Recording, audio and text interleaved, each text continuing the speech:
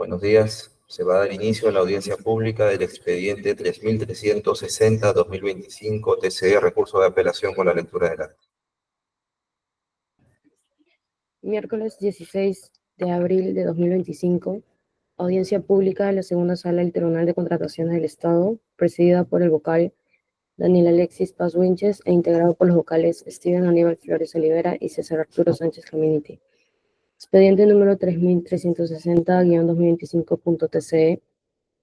Recurso de apelación interpuesto por el Consorcio Vial Yumbilla, conformado por las empresas VIH Contratistas Generales EIRL e ICROM SAC, en el marco de la licitación pública número 1-2024-MDC-CS, primera convocatoria, efectuado por la Municipalidad Distrital de Quíspes para la contratación de la ejecución de la obra Mejoramiento del Camino Vecinal, carretera Fernando Belaúnde Terry, Quíspes, Chasuta, distrito de Quíspes, Bongara, Amazonas. En representación del consorcio impugnante, se encuentra presente para hacer el informe de hechos el señor Manuel Enrique Pinedo Ruiz, identificado con DNI número 33408894. En representación del tercer administrado del consorcio Vial Axar, conformado por las empresas Halco, EIRL y Concreta SAC, se encuentra presente para hacer el informe legal el abogado Luis Alberto Sánchez Maldonado, identificado con registro de colegio de abogados de Tacna número 1505. Asimismo, para hacer el informe de hechos se encuentra presente la señora Paola Lucía Paucar Rufrán, identificada con DNI número 61038514. En representación de la entidad se encuentra presente para hacer el informe legal la abogada Lourdes Evelyn Espino Ortiz, identificado con DNI, identificado con registro de colegio de abogados de Amazonas número 212. Se deja constancia que la audiencia pública se lleva a cabo empleando la aplicación de Internet Google Meet y es grabada haciendo uso de la tecnología habilitada por el Tribunal de Contratación del Estado. La presente acta será suscrita de manera electrónica únicamente por los vocales integrantes de la sala y la Secretaría del Tribunal. Muchas gracias. Se concede el uso de la palabra al representante del impugnante para que en el tiempo asignado de 10 minutos realice el informe de hechos correspondiente. Adelante, señor Pinedo. Muchas gracias, señor presidente del tribunal. Muy buenos días con todos los presentes. Por favor, se me ayuda para poder presentar la diapositiva. Sí. No sé si ahí pueden ver, observar. Sí, se visualiza. Bien, el presente recurso de apelación está referido a por cuanto el comité de selección no admitió nuestra oferta. Pinedo, ¿me escucha? Si lo puede poner en modo presentación, por favor, en pantalla completa. Allí, no sé si lo pueden ver. No, todavía no se ve en pantalla completa. Bueno, hemos practicado con la señorita y no con la secretaria y no hemos podido hacerlo pantalla completa. No sé si... Ya, en todo caso, por favor, mientras va poniendo, procure avanzar las diapositivas para poder verlas.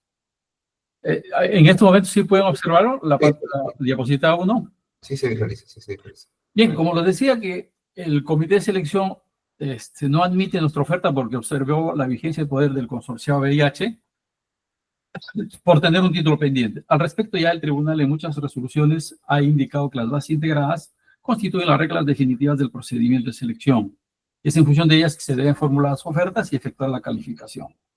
Al respecto, las bases integradas, como reglas definitivas, se estableció que uno de los requisitos estaba que se debe presentar la vigencia de poder en el caso de consorcio de ambos consorciados. Siguiente, estoy en la siguiente diapositiva. Ojalá o me indican si lo pueden ver. Sí se visualiza. Ya, ok. Entonces, para poder cumplir el requisito de admisibilidad B respecto a la vigencia de poder, únicamente bastaba que se presente o haya sido expedido por SUNAR, en su cuyo contenido se evidencia las facultades de la persona que suscribe la oferta relacionada con la presentación del postor. Como ustedes pueden ver, nuestro certificado de vigencia dice que consta registrado y vigente el poder a favor de Víctor Hugo Pinedo Ruiz, representante de la empresa VIH Contratistas. El cargo es titular gerente y dentro de sus facultades está representar a la empresa ante las autorizaciones, ante las autoridades públicas, administrativas y municipales. Al haber cumplido con acreditar la documentación de presentación obligatoria, exigida en las bases y siendo que la decisión del comité de selección de no admitir nuestra oferta no tiene ningún amparo fáctico ni normativo, corresponde al tribunal declarar fundado y admitir nuestra oferta. Respecto a la observación del título pendiente de la vigencia del poder de VIH, debemos informar de que el 10 de abril del 2025 ya ha sido inscrito. Al respecto, no existe ninguna disposición en la normativa de materia de contrataciones públicas que prohíba la presentación de vigencia del poder con título en trámite. El comité de selección observó el título pendiente basado en supuestos y no en hechos concretos que no tuvo en cuenta, pues que no es obligación del comité de selección interpretar el alcance de una oferta, esclarecer ambigüedades, precisar contradicciones o imprecisiones, sino aplicar las bases integradas y evaluar las ofertas en virtud de ellas. Como ejemplo, tenemos acá los supuestos que había puesto en su acta. Dice que la situación de la partida registrada puede variar. Una posible variación de la situación jurídica de la partida registrada. El titular ha realizado modificaciones que ponen en duda el comité sobre el real alcance de la oferta, etcétera, etcétera. Acá ya tenemos la anotación en SUNAR del título pendiente. No ha habido ninguna variación de la empresa VIH. Respecto al segundo pretensión, el comité, lejos de continuar conforme al reglamento, observa un factor de evaluación. Por un lado no admite y por otro lado observa un factor de evaluación.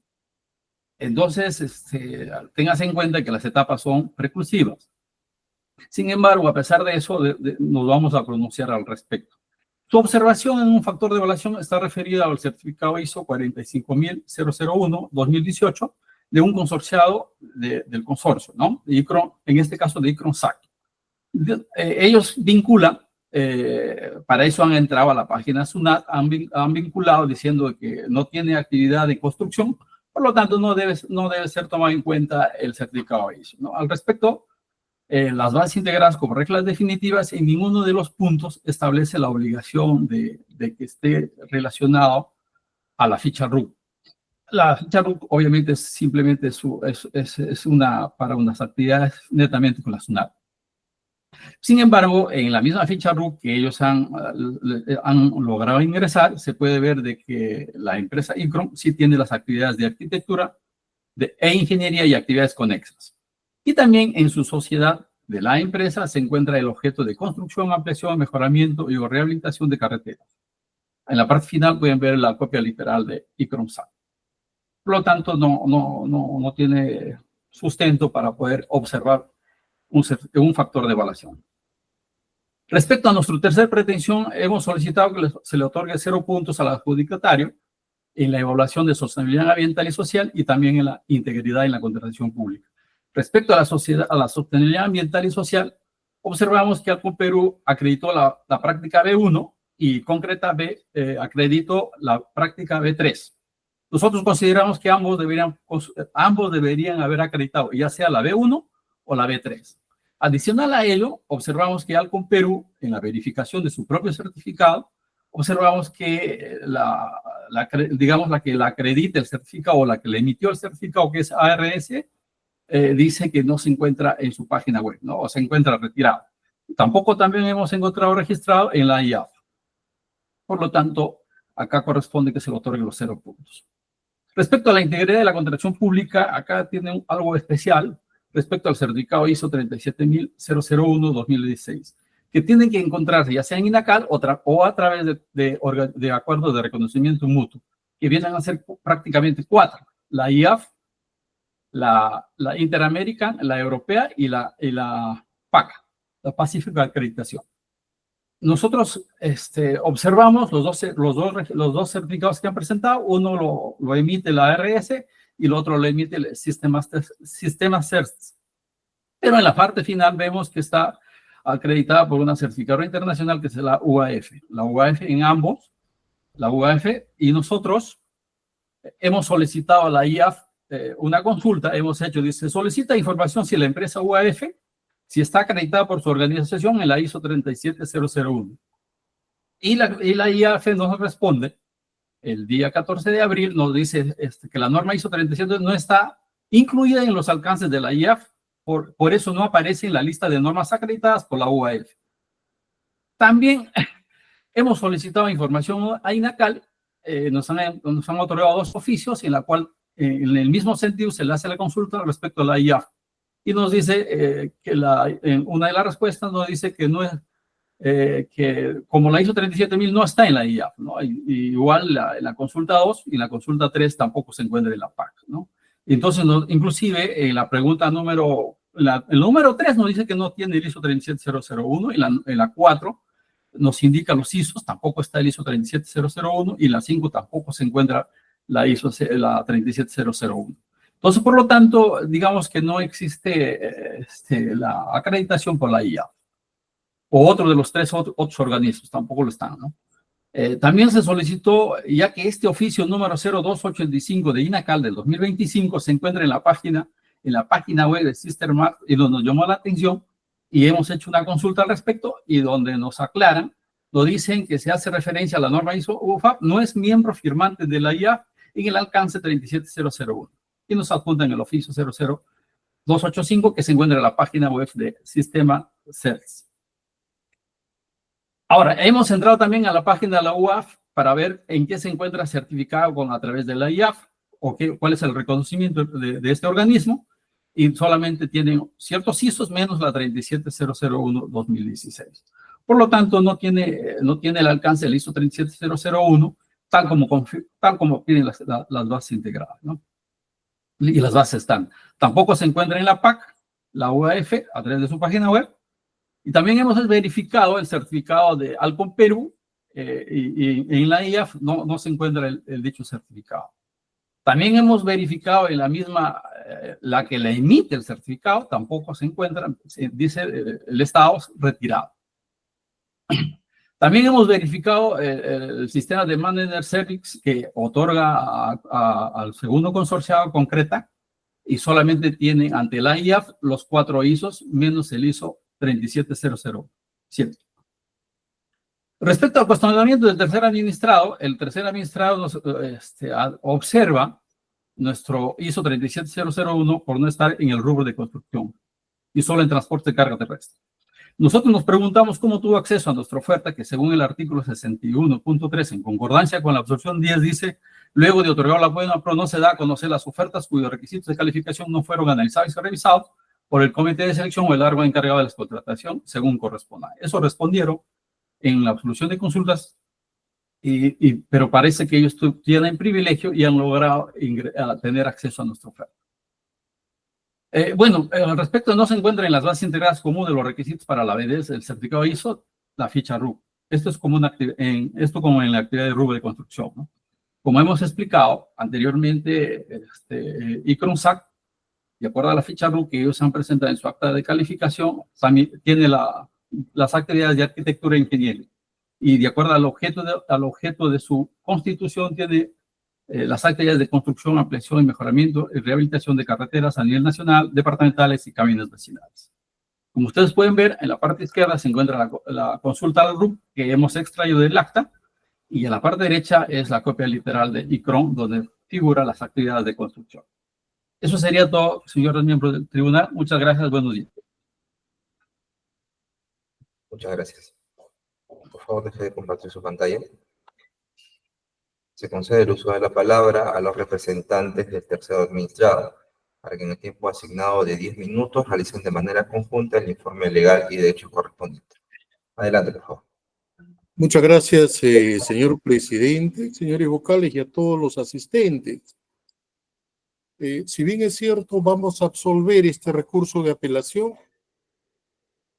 solicitando primero que conserve la condición de no admitido. No tiene otra condición más la que de no admitido. Siguiente, por favor. Y ahí podemos verla. Y al no estar admitido y no lograr su admisión improcedente, se confirme la buena pro de mi representada y en su defecto se declara infundada en todos los extremos el recurso del impugnante. Siguiente, por favor. El impugnante constantemente dice las bases integradas, las bases integradas, las bases integradas. Perfecto. pero las bases integradas tienen que colegir con el derecho. Y si yo muestro un documento, a nuestro entender, señor presidente y señores vocales, imperfecto, un acto jurídico no terminado, porque existe un documento que ha sido valorado por el comité pendiente. Y si hay actos, siguiente por favor, como dice la norma, tuvo el impugnante, señor presidente, la oportunidad, porque fue notificado, tuvo la oportunidad de decir, este es el estadio de mi procedimiento, pero no, el impugnante dijo, no, ustedes no me pueden preguntar porque las bases integradas, y no creo que ese es el camino. El camino debió de ser presentar la documentación para que el comité despeje la duda, qué es lo que faltaba en el asiento pendiente, porque no es una SAC, es una EIRL y tiene otra función, otra denominación respecto a las facultades que sí lo tiene una SAC. Siguiente, por favor. Y seguimos en lo mismo. Cuando no existe un documento terminado y este documento significa una obligatoriedad, y lo dice así, documentos para su admisión. A nuestro entender, señor presidente y señores vocales, este documento adolecía y hasta el día de hoy ha sido observado. No sabemos cuál es la condición, a pesar que el impugnante presenta la vigencia de poder, pero y si vamos más allá en la contratación, pueda o no existir facultades. Siguiente, por favor. Respecto al primer punto controvertido, al segundo, cuestionan, siguiente por favor, cuestionan, alegan que nuestros ISOs no estarían bien, pero nosotros cuestionamos, señor presidente, el ISO de, por ejemplo, de la empresa ICRON. Cuando el impugnante presenta su oferta, se hace la consulta a SUNAT, ICRON solo se dedica al transporte de carreteras. Entonces, ¿cómo así logra obtener un ISO que debe ser estricto? Porque un ISO garantiza. Pero no. Siguiente, por favor. Si estaría bien lo que dice el impugnante, que no hay problema, ¿por qué lo cambian? Siguiente, por favor. Ellos cambian su ISO, su representación, y ya se pone en construcción. Ahí está. Ya no transporte de carreteras. Pero si ellos están manifestando, señor presidente, que sí, que cumplen, que las bases integradas, ¿y por qué cambian? Podríamos decir, no, esto es anecdótico. No, señor presidente. El principio de legalidad, todos los principios de la administración pública, tiene que hacer que el postor se conduzca en los mejores términos. Siguiente, por favor. Respecto a lo que el impugnante una y otra vez, esto es lo que oferta el impugnante, ¿no?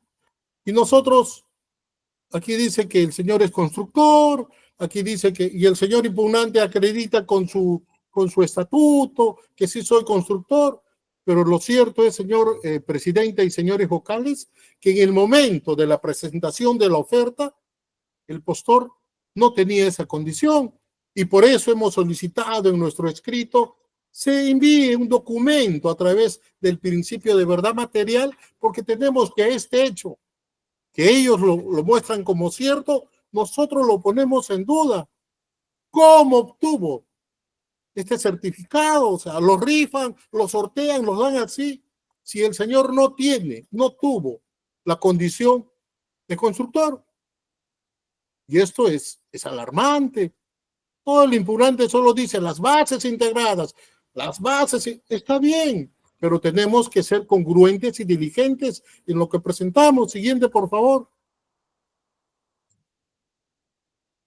Y nuevamente mostramos los documentos. Carga terrestre, certificado ISO como constructor. Señor presidente, una vez más, solicitamos que esto tiene que ser revisado. Es el momento, porque cosas así suceden y luego nos encontramos con muchas sorpresas. Siguiente, por favor. El impugnante ha cuestionado nuestros ISOs. Busca páginas, saca pantallazos, le pide a INACAL, perfecto. Pero nosotros hemos presentado documentos ciertos, documentos emitidos por entidades ciertas, corroborables, ISOs que hoy sí, porque nosotros somos constructores. Nosotros nos dedicamos a la construcción, señor presidente. Siguiente, por favor. Y nuestros ISOs están ahí. Nuestros ISOs deben ser corroborados si es que vuestra judicatura lo solicita, sí. Pero no podemos decir que nuestro principio de veracidad se va a romper por unos pantallazos, documentos que presente el impugnante y dice, no, lo mío sí, yo a pesar que solo hago transporte, lo mío sí vale, pero del señor que es constructor no vale. Y no es así, señor presidente, nuestros ISOs son ciertos. Nuestros ISOs cumplen con la función para la cual han sido emitidos. Siguiente, por favor.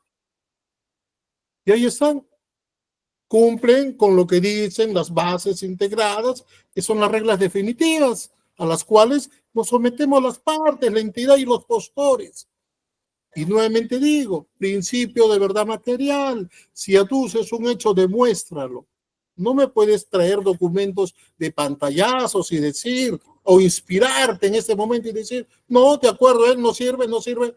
No es así, señor presidente. Con todo respeto, los documentos tienen que ser corroborables por entidades. Y en este caso, nosotros tenemos documentos ciertos.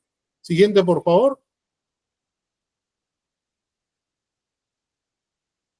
Como lo dije, no hay ningún documento, no hay ninguna prueba, porque INACAL solamente habla de los ISOs, pero no habla específicamente de la empresa a la cual represento esta mañana, señor presidente.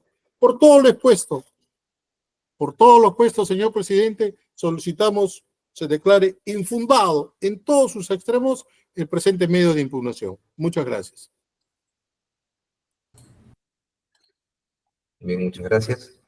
Se concede el uso de la palabra a la representante de la entidad, para que en el tiempo asignado de 10 minutos realice el informe legal correspondiente.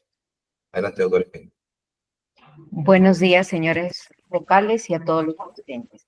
Efectivamente, en representación de la Municipalidad Distrital de Quispe, voy a oralizar en los expresos que nosotros hemos solicitado que se declare infundado el recurso de apelación formulado por el Consorcio Vial Yungay.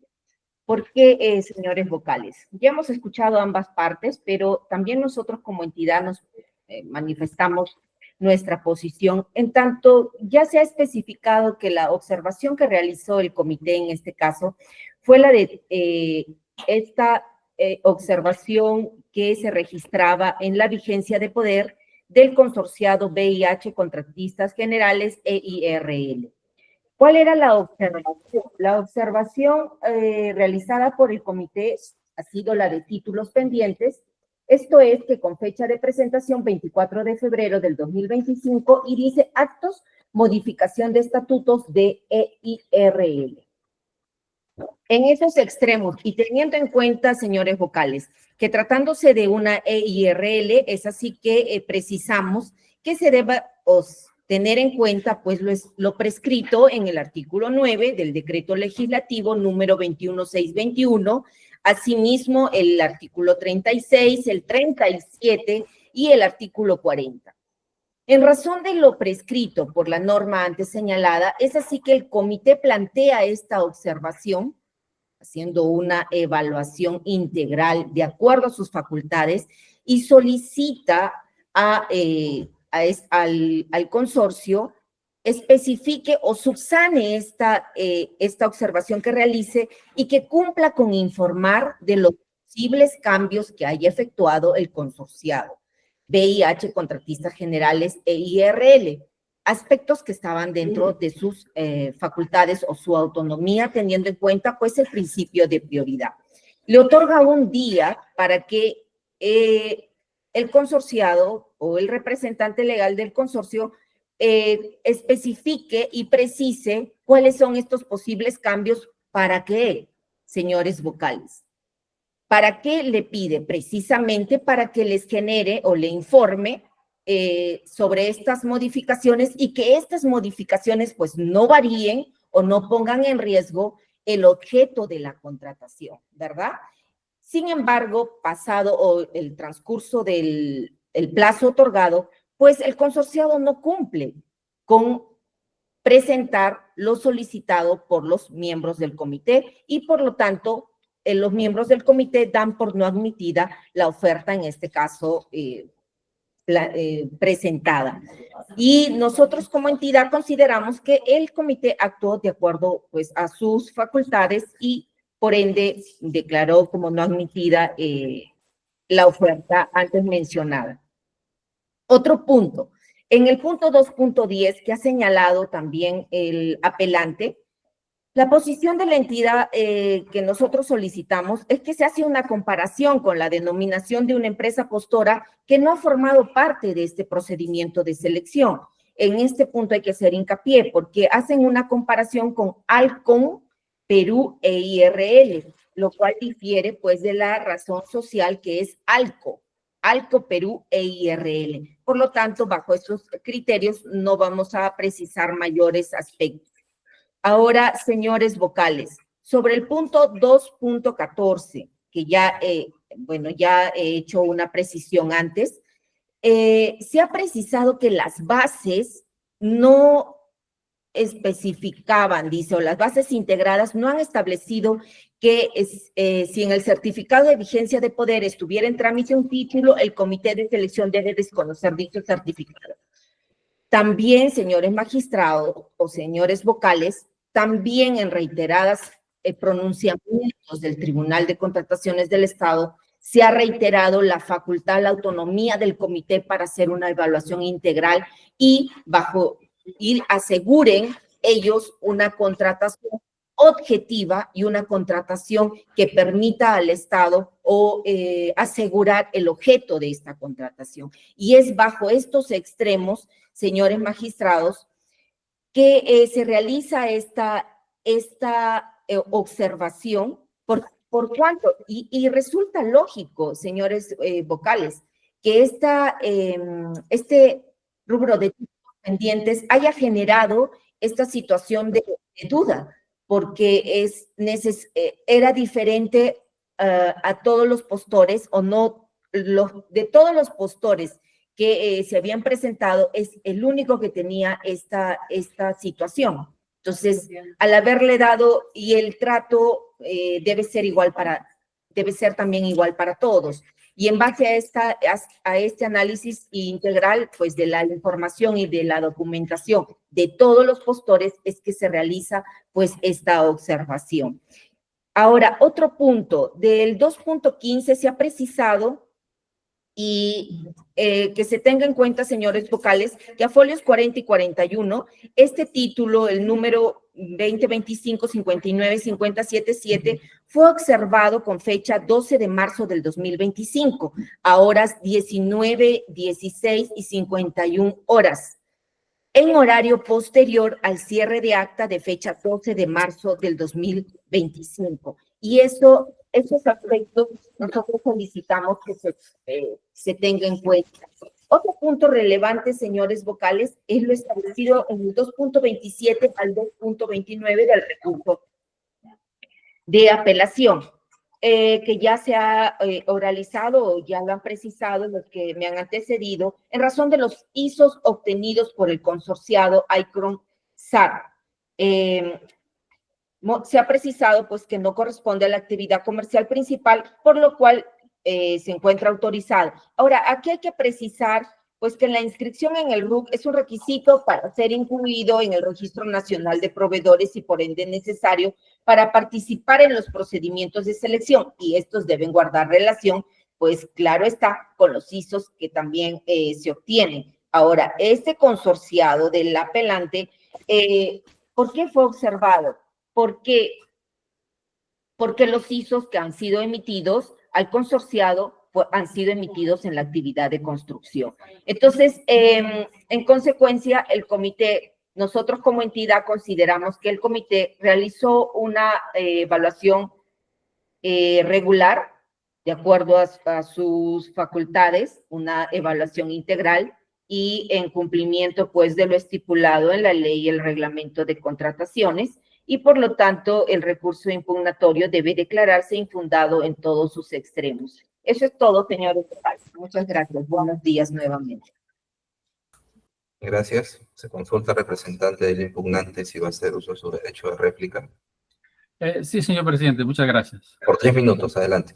Bueno, me extraña la posición de la entidad. La abogada más parece abogada del adjudicatario que de la entidad, ¿no? Ella debe perseguir y custodiar el interés público, ¿no?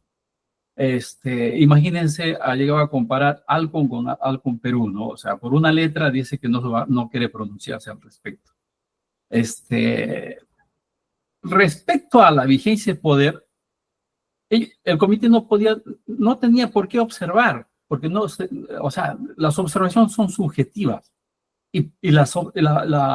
Para que te den plazo de 3 días, se encuentra estipulado en el reglamento, en el artículo 60.2, donde establece todos los requisitos, todos los supuestos para poder ser, digamos, observar una oferta y darte plazo para poder subsanar. Nosotros no estábamos en ese plazo. Imagina si nosotros lo hubiéramos presentado, ¿en qué hubiera cambiado? En nada hubiera cambiado. Es más, cuando nosotros respondimos a la entidad, le decimos, oiga, ustedes lo que están buscando es descalificarnos para otorgar la buena pro a Alcon Perú. Y le dijimos con nombre propio quién iba a ganar la licitación, y eso se ha dado acá. Entonces no puede decir ahora la abogada de la entidad, y bien es cierto que dice que su comité ha tenido una evaluación regular, o sea, no ha tenido una actuación buena. Entonces, sus mismas palabras dice que ha tenido una actuación regular de su comité, sabiendo que su presidente de comité tiene mucha experiencia y tiene como 3 procesos ya en juicio, condenados por el Poder Judicial en primera instancia. Pero ese es otro asunto que no tiene nada que ver en este asunto, ¿no? Y respecto a lo que habla los dos en concordancia, tanto el adjudicatario como la entidad, respecto a la ficha RUC. La ficha RUC tiene una actividad principal y múltiples actividades secundarias. O sea, solamente te permite poner una sola actividad, ¿no? Pero eso no tiene absolutamente nada que ver. ¿Por qué? Porque digamos que el RUC es un documento que contiene información general del contribuyente y su situación tributaria, ¿no es cierto? Ese es su fin de la ficha RUC. Pero para poder tener, digamos, la vinculación es con el objeto de la empresa. Imagínense, el RNP ha realizado una evaluación exhaustiva de la documentación para tener el capítulo de ejecutores de obra. Es más, hasta la fecha no hemos tenido ninguna observación al respecto, porque no está vinculado. O sea, imagínate, en el mismo sentido, en la misma lógica diríamos, oye, si yo me inscribo en servicios, tiene que estar en servicios mi ficha RUC, y eso no es lo correcto. O sea, la ficha RUC solamente, como le digo, es un tema tributario. Eso básicamente, señor presidente del tribunal. Muchas gracias. Muchas gracias. Se consulta a los representantes del tercero administrado si van a hacer uso de su derecho de duplicar. Sí, señor presidente, muchas gracias. Por 3 minutos, doctor, adelante. Muy amable. El señor impugnante en su oralización en la primera reconoce de que la empresa así dijo, reconoce no tener actividad en construcción. Y eso es cierto, señor presidente. Si nosotros revisamos el RNP de CRON y revisamos el ISO, en 2 meses ya tiene el ISO y no tiene mayor experiencia en construcción. Entonces, ¿qué está pasando con los ISOs? O sea, los repartimos, los entregamos, los damos. Esa es nuestra preocupación. Ellos no se dedican al rubro de la construcción. Y sacar un ISO significa pues todo un procedimiento largo que en 2 meses jamás se podría obtener. Por eso hemos solicitado a través de vuestra judicatura, en nuestro descargo, se solicite la veracidad, se solicite el procedimiento. Sabemos que es un tema preclusorio, que los tiempos son muy cortos, señor presidente, pero este es el momento. Porque ellos dicen, bueno, tampoco la ficha RUC no significa nada. O sea, no es así. La ficha RUC es un importante documento para una empresa y si visualiza realmente la actividad, porque es de consulta para toda la participación ciudadana. Y lo que es administración pública busca satisfacer el interés público. Entonces no vamos a decir que la ficha RUC no significa nada y es de cuestiones generales. Por todo lo expuesto, señor presidente, una vez más se declare infundado el recurso de apelación. Muchas gracias. Muchas gracias. Se consulta a la representante de la entidad que se añadirá por su informe. Sí, gracias. Por 3 Sí, minutos. Sí, solo precisar que lo que ha indicado pues el señor Manuel Enrique Pinedo Ruiz son aspectos subjetivos, ¿no? Que ha precisado sobre mi persona, que es de lo que él cree cree, ¿no? Lo que sí es cierto que ustedes como vocales y en nuestra condición de entidad solicitamos tengan en cuenta todos los aspectos que se han oralizado y plasmado en el informe respectivo a fin de garantizar pues una adecuada, un adecuado o un garantista o con las garantías o del procedimiento de selección y a su vez de la ley de contrataciones y reglamento, garantizando pues el objeto pues de la contratación en este caso a favor pues de la población en este caso que es de la distrital de Quíspez. Eso sería todo. Gracias. Buenos días. Muchas gracias. Habiendo culminado con los informes, vamos a pasar a la estación de preguntas. En tal sentido, se le consulta al doctor Flores si desea formular preguntas. Buenos días, señor presidente. Sí, por favor. Adelante, doctor. Gracias. Buenos días con todos los presentes. A la doctora Espino, representante de la entidad. Buenos días, doctora. Doctora, en síntesis, entiendo que el impugnante ha sido declarado no admitido y según advierto de las exposiciones, así como del acta, la razón por la cual no admitieron su oferta fue debido a que no validaron la entidad, a través del comité, el certificado de vigencia de poder que adjuntaron. Entonces, entre los requisitos de admisión que no habría cumplido, el único que detectaron como erróneo fue la vigencia de poder, entiendo. ¿Es correcta esa afirmación? ¿Esa conclusión? Así es, señor vocal. Bien. Ahora, no validaron la vigencia de poder que adjuntó en su oferta el ahora impugnante, porque en un extremo de la misma se advierte que existirían títulos pendientes.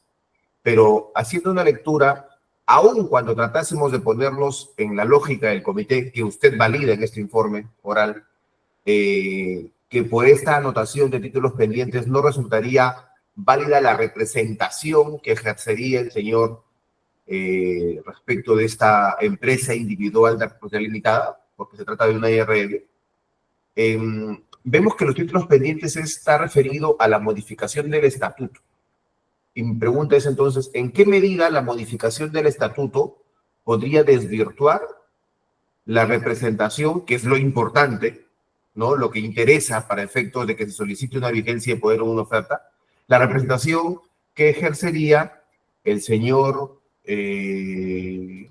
Pinedo, creo que es su apellido, el señor Pinedo como representante de esta empresa VIH Contratistas Generales?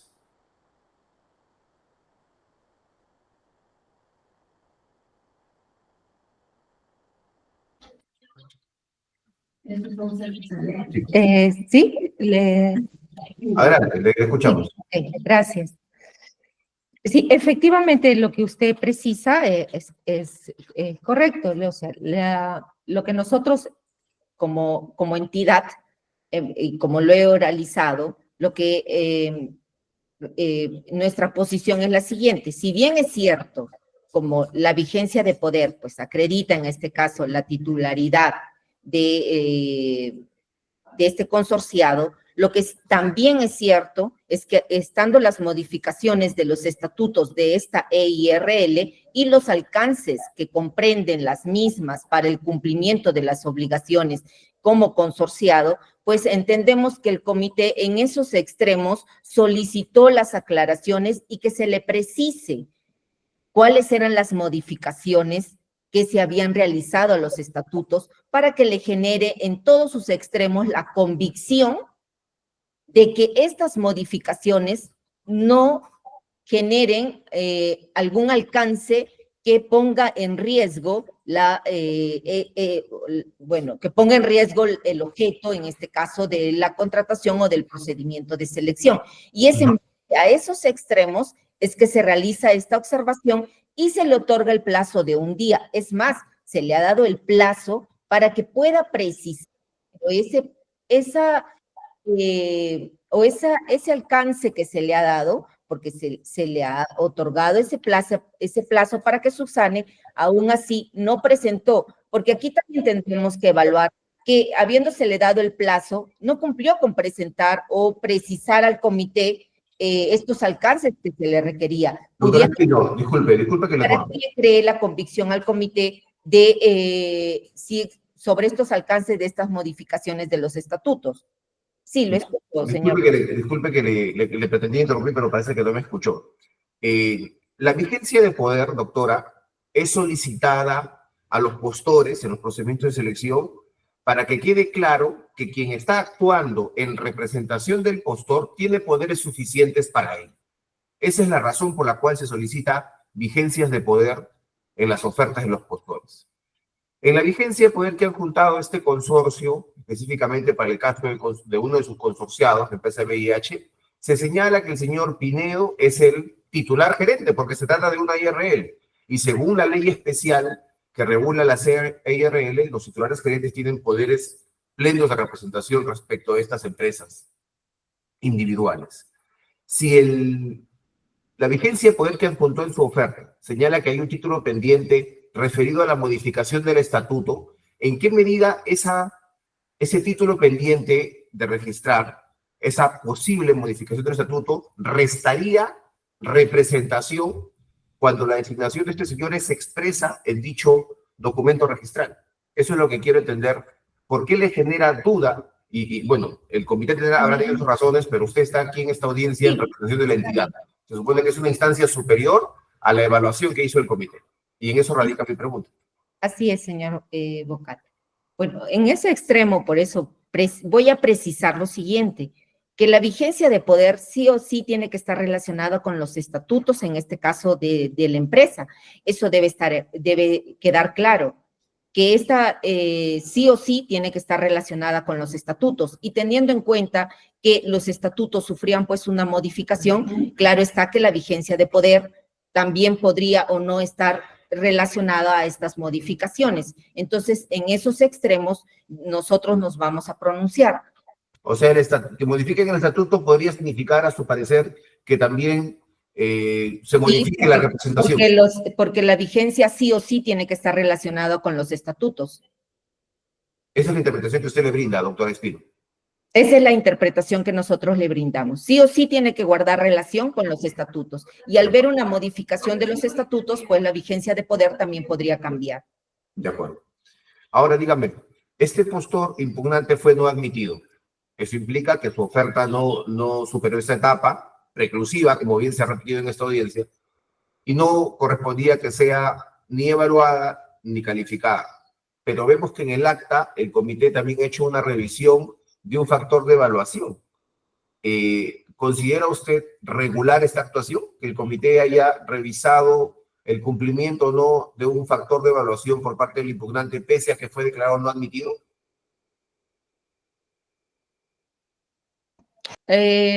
Como entidad, nosotros en todo caso expresar que validamos lo que ha evaluado, entendemos nosotros que lo ha evaluado bajo los alcances o en una igualdad de trato en razón de todas las demás propuestas, a fin de generar pues una valoración sobre todos los aspectos que fueron presentados. O sea, por igualdad de trato puede evaluarse o calificarse a un postor que no ha sido admitido. No estoy yendo sobre el procedimiento, estoy diciendo sobre el fondo. No, a ver, lo que he precisado en todo caso es de que nosotros como entidad consideramos de que la evaluación que ha realizado el comité lo ha hecho en todo caso dentro de sus facultades que tienen ellos como comité o autonomía. Eso sería todo.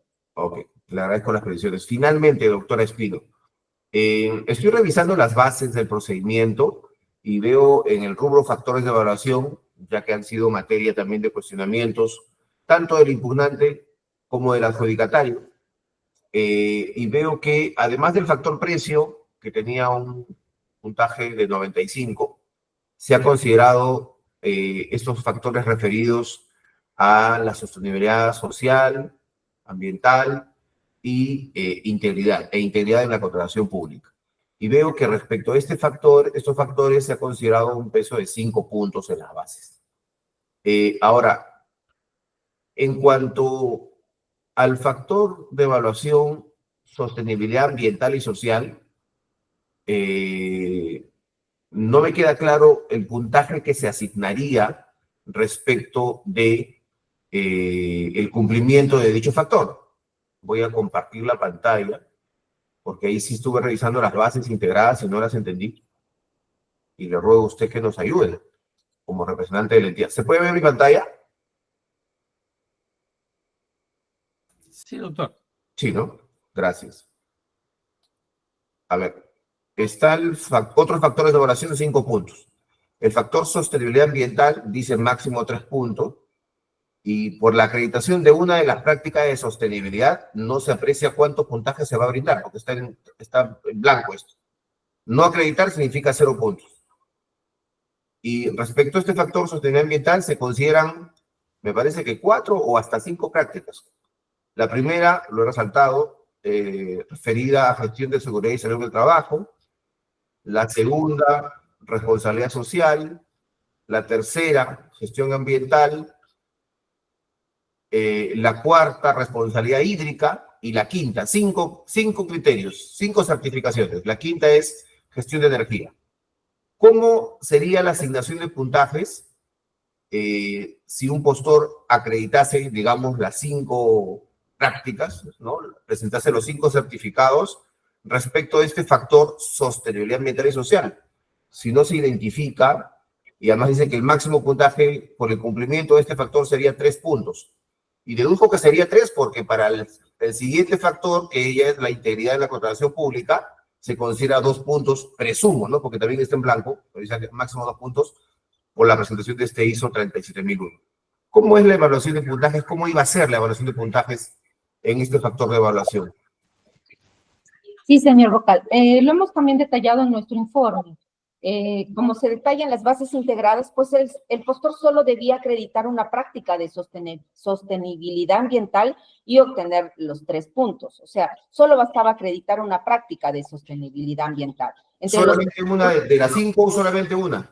Podía optar por una certificación del Sistema de Gestión de la Seguridad y Salud en el Trabajo, una certificación del Sistema de Gestión de la Responsabilidad Social, una certificación del Sistema de la Gestión Ambiental, una responsabilidad hídrica o una certificación del Sistema de Gestión de la Energía, ¿no? Eso también lo hemos precisado en nosotros en nuestro documento, por eso solicitamos a ustedes también tengan en cuenta lo precisado en nuestro informe. En ningún extremo de las bases se precisa que ambos postores que conformen un consorcio deben presentar la misma práctica de sostenibilidad ambiental. Bajo esos extremos, también teniéndose en cuenta que son las bases integradas, pues por eso es que los postores tenían claro cómo iba a ser la calificación, por eso es que ninguno presentó alguna observación a la misma, ¿no? Entonces, eso es lo que solicitamos, se tenga en cuenta que también para ellos estos aspectos quedaron claros, por lo tanto, estas calificaciones no fueron, no fueron observadas por los mismos, quedando claro también para ellos.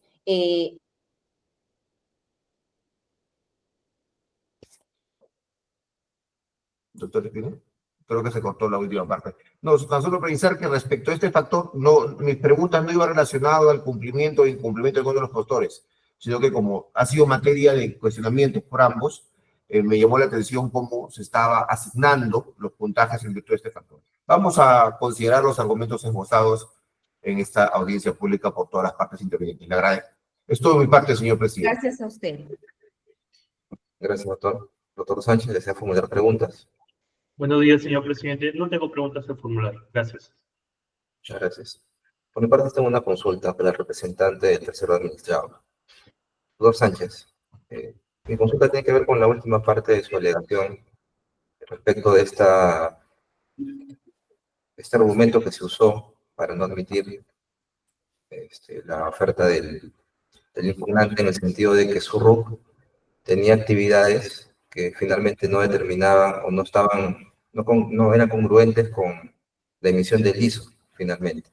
Entonces, mi consulta es, ¿las actividades que están en el RUC limitan las actividades que realmente puede realizar una empresa?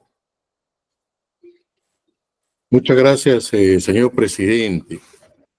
Lo que nosotros hemos explicado es el contexto, doctor.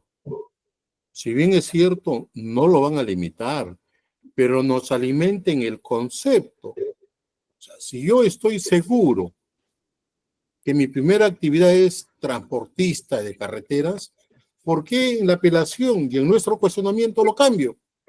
Entonces, esas dudas, doctor, nos genera lo que hoy hemos dicho.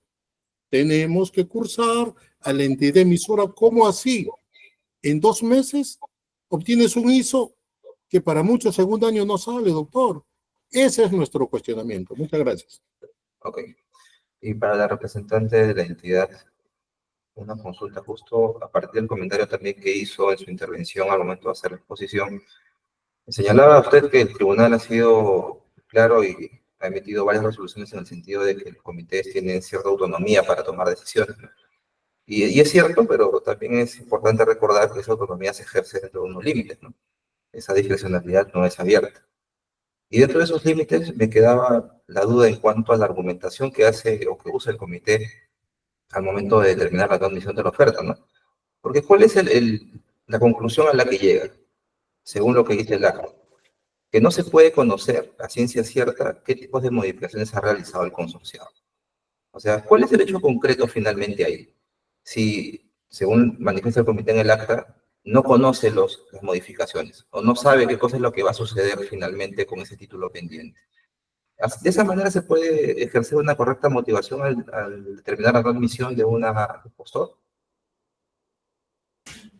Gracias, señor Vocal. Precisamente por eso, bajo esos alcances y la misma duda, o sea, de acuerdo a lo que usted mismo está precisando, porque usted mismo está haciendo, es en este extremo, que indica, claro que no le podía generar la seguridad. Por eso es que bajo esa inseguridad de cuáles eran las modificaciones, es que piden la subsanación.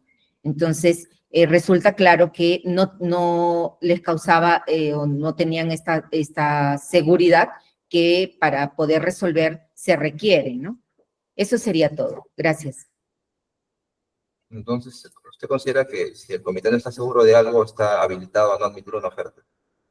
No a no admitirla de plano, señor Vocal, porque pareciera que aquí se está pretendiendo como que si no se hubiera dado una oportunidad a la empresa a poder formular o alegar o a exponer lo que a sus derechos o intereses le convenía, y en realidad le convenía, por decirlo así, presentar o indicar que no tendría o no existiría alguna modificación que acarrearía, en este caso, ya lo he mencionado, algún extremo que ponga en duda o en riesgo el objeto de la contratación. Ya se ha mencionado, ¿no? Entonces, por eso es que se le da ese plazo, con ese fin. No es que de plano se le haya indicado, no admitida simplemente porque tienes este aspecto o este título pendiente, sino se le otorgó el plazo para que pueda precisar lo que a su interés creía, ¿no? Eso sería todo. Gracias. Muchas gracias por las respuestas. No habiendo más consultas a ser formuladas, sea por culminar la presente audiencia pública, agradeciendo a todos por su participación. Buen día. Muchas gracias. Buenos días. Gracias.